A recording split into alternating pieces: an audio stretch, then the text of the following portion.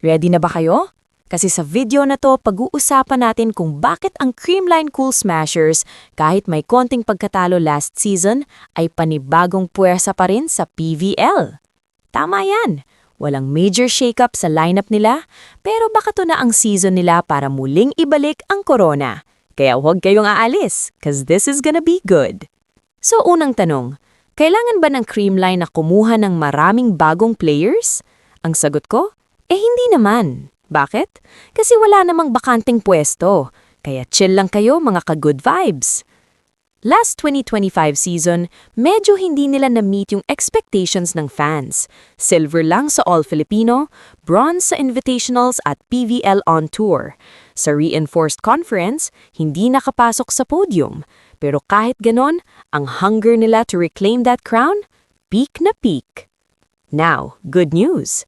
With the return of Gemma Galanza, Bernadette Pons at Gia de Guzman, kumpleto ulit ang lineup nila sa lahat ng positions. Creamline has kept most of its championship core sa nakadaang taon, kaya longest podium streak sa PVL? Yes, tama! At syempre, kapag consistent ang winning lineup mo, bakit mo babaguhin, di ba? Success nila? Continuity, team chemistry, at system familiarity, not constant roster changes. Of course, hindi ibig sabihin hindi sila nagre-recruit. They do bring in new players, pero targeted at long-term strategy. Hindi yung bulk recruitment all at once. Pero ngayon, one position na kailangan nila i-reinforce. Libero. Kyla Atienza revealed a few weeks ago na na-tear niya ang ligament sa left elbow, so unsure pa kung makakalaro sa All-Filipino Conference. Pero no worries, kasi nakakatch nila ng big fish, one of the top liberos sa PVL, si Jen Nierva. Imagine nyo, with the main players back, Creamline's defense, legit nightmare for attackers. Blocking system plus strong back row, Alyssa Valdez, Gemma Galanza, Bernadette Pons, Jen Nierva, Denise Lazaro Revilla, Tots Carlos, full throttle defense. Walang lalapag. Noon nakikita natin ang tatlong lethal weapon ni Coach Sherwin lalo pag crucial time na. Atienza, Galanza at Pons. Ngayon makikita natin Nierva, Galanza at Pons. Ang lupitit! Reception efficiency? Babalik din. Remember sa Reinforced Conference, medyo up and down ang receiving nila. Tots Carlos had to step up sa left wing kasi si MG nasa right. But now, back to her natural position as right wing, sharing the role with MG. Less load sa reception, focus on blocking and scoring. Perfect fit. Kahit sino sa kanilang ni MG ang mag-start, safe ang Creamline. Back to normal na ang system. May deep middle blocker rotation pa rin. BDL, Pangs Panaga, Mitch Gamit, Sheena Turing. Setters, two of the best. Kyle Negrito at Gia de Guzman. Hand in hand para i-steer ang team. Kapag naibalik ang reception efficiency nila, easy na sa setters na mag-execute ng different combination plays. Ibig sabihin, attack lineup, ready for anything. Versatile, mabilis, deadly. So basically, Creamline is back, full strength, well-oiled machine ulit. Defense solid, attackers ready, setters smooth. Fans, imagine nyo ang potential nila this All-Filipino Conference. Pwede na ba silang i-reclaim ang corona?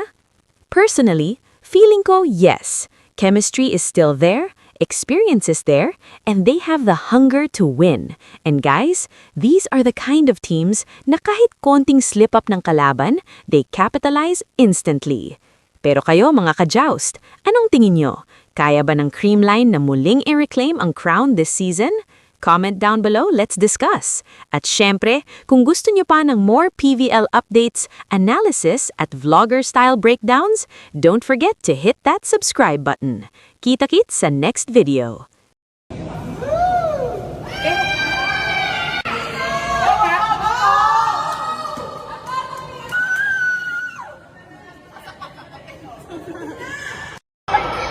Ilang kaliri, ma'am?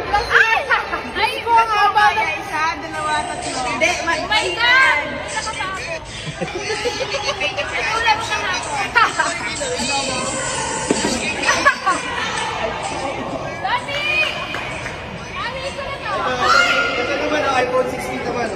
Walling 101. Gaganti ko siya. Oh! Walling 101.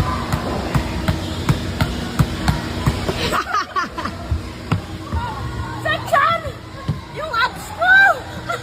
Ang sino balbog! Nakasok ka! Nakaganti! Ishi, ipipit! Ganda pala to! Laro na to! Laro na to! Stop! Game?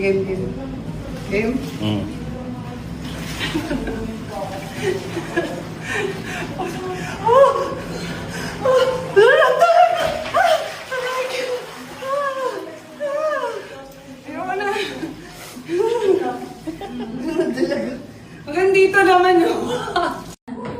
Ay! Ay! Ay! Ay! Stop! It's her last full day in Japan. What can you say about our last full day here? What can you say? We're going to Osaka. What can you say? Yung marunong kinamay. Yung marunong, okay lang yan. Basta mabusog ka. No. Sarap. Gutom ka, gutom. Perfect. So refreshing. Refreshing.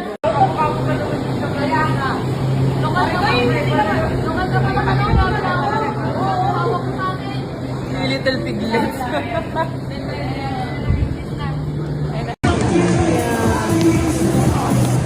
Pero naku, wala akong time ngayon na maghatid sundo.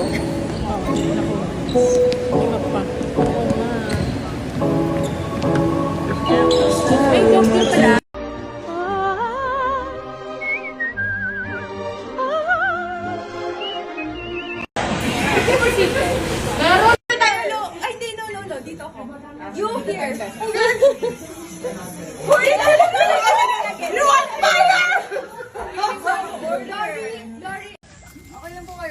Yes po. Walk, ma'am, sir. Kailangan po namin ng towel sa room 5. Sige po. Thank you po. You're welcome po, ma'am. Pag-chief ng Manila na nagturo rito pang masilayan ang bawat membro ng Covenant this time. Nais kong ipakilala ang bawat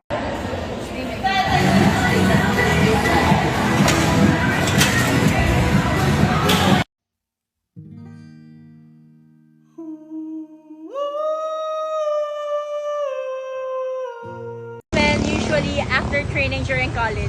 Oh, pero nanglalamang sila, naligo sila. Usually hindi kami naligo. Usually walang ligo to, pero may mga pupuntahan kasi.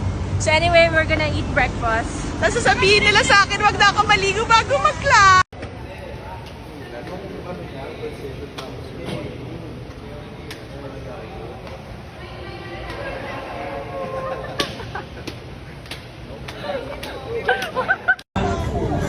Ito na, may joke ako. Anong tawag sa isdang nakakapagsulat sa ilalim ng dagat? Lafish. Mali. Ano? Anong tawag sa isdang nakakapagsulat sa ilalim ng dagat? Fish, hindi. Pag wala hula, ang tatanungin mo lang. Sige, ano? Dolphin.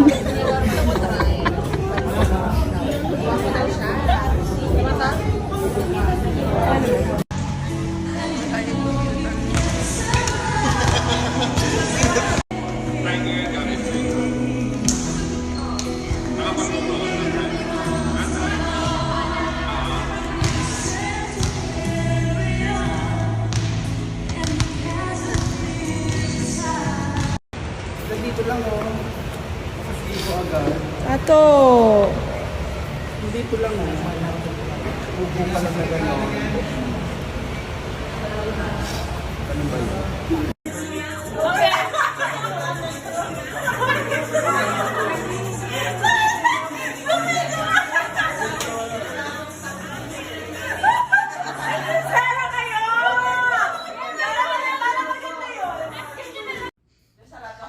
She's giving her friends a room here in our hotel. And there's a big ref, 2 doors.